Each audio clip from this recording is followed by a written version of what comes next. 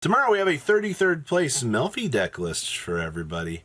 And, well, we still have more deck lists out of the Extravaganza that nobody has covered. So let's dig on into another beautiful segment of, this bubbled, or this did good, shall we?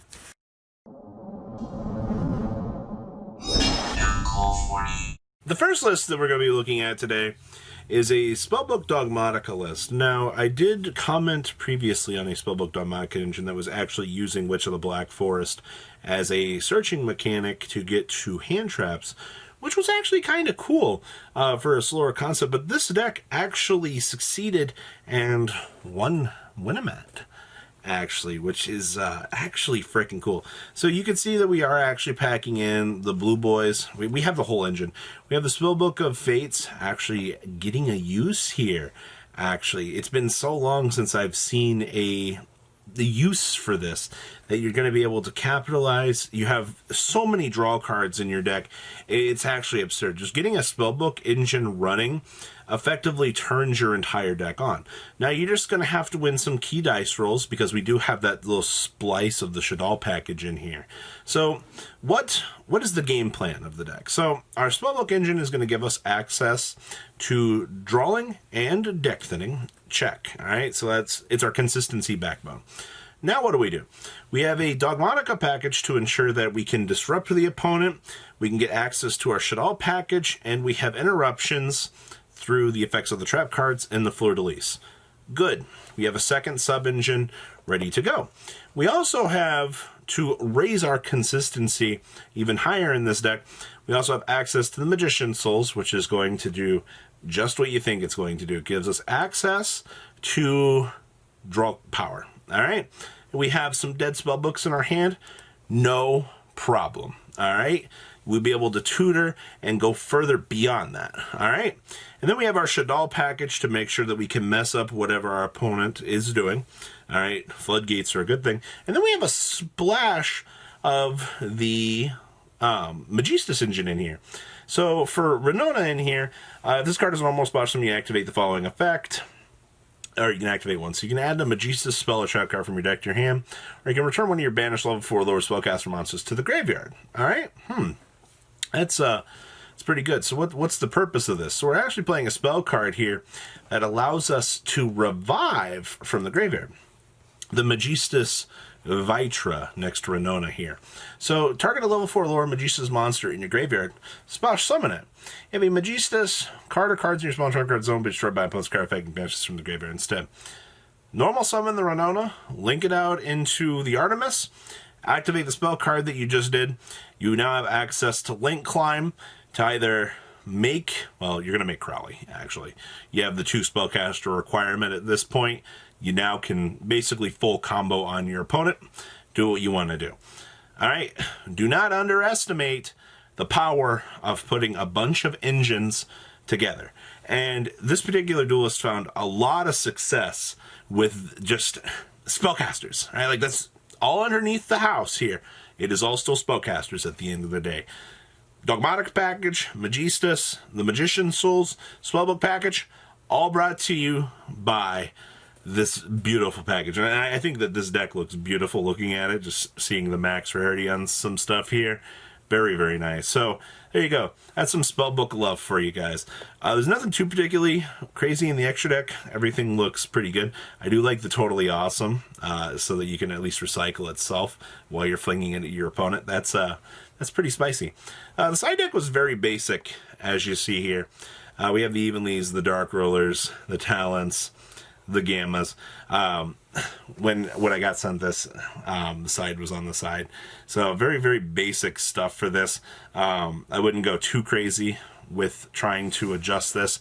I think that overall that this is good enough for what you're trying to do. So, hey, if it doesn't go in the main deck, it goes into the side deck, right? Right? Yeah, that's how that works. I'm just saying that this deck looks like a lot of fun, and quite honestly, I would give this a shot. All right, so that's your interesting spellbook stuff. Next up, I want to talk about the first Mo Games Extravaganza. So Juan Navarro here is the first place list out of the event. And I want to say something about this whole Red Ice Fusion thing going on right now.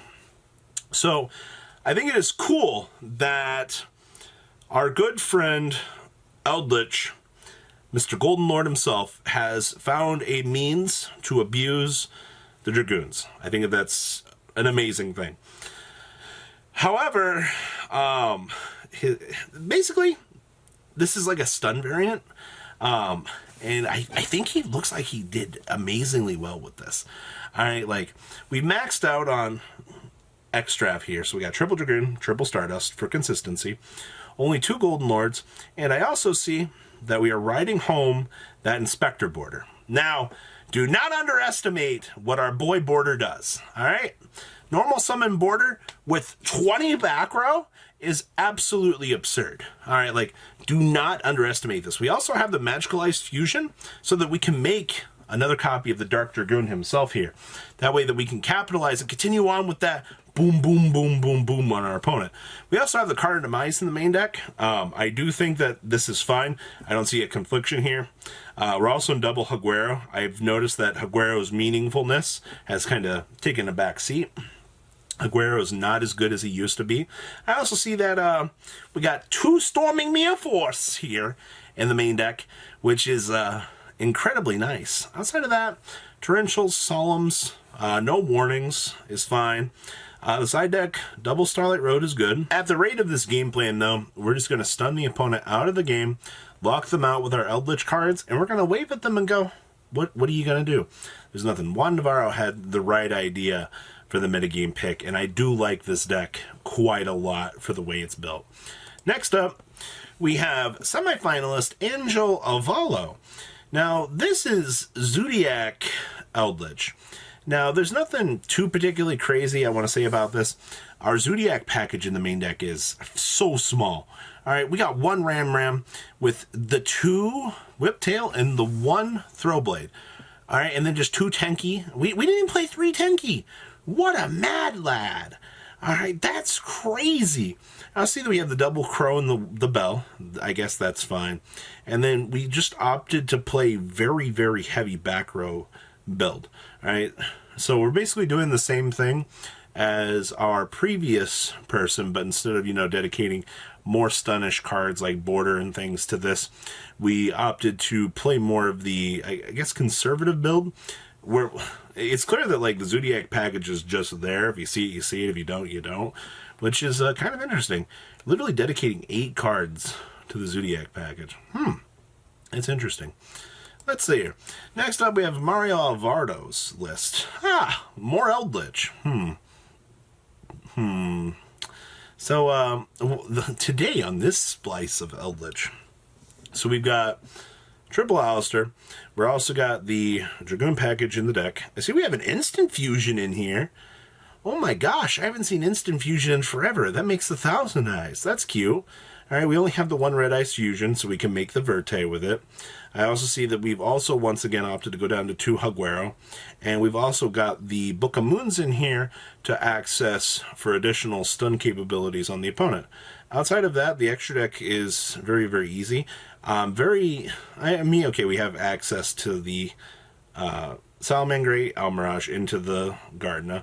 We're also playing the 1 Magistus Artemis in here as well to give us access to things. So, all right, outside of that, I like this list too. This is pretty straightforward. I like the tech choices that are dedicated to this particular toolbox a lot, actually. This is really nice. All right, I see you. And then we also have a cool little Prank Kids list for everybody. David Manolikos list. And everything else was Eldritch. All right, like Eldritch. All right. So at this point in time, I see that we've got a large amount of hand traps here in this deck, which means that we're going to be massively dedicating our game plan to attempting to slow down the opponent through hand traps.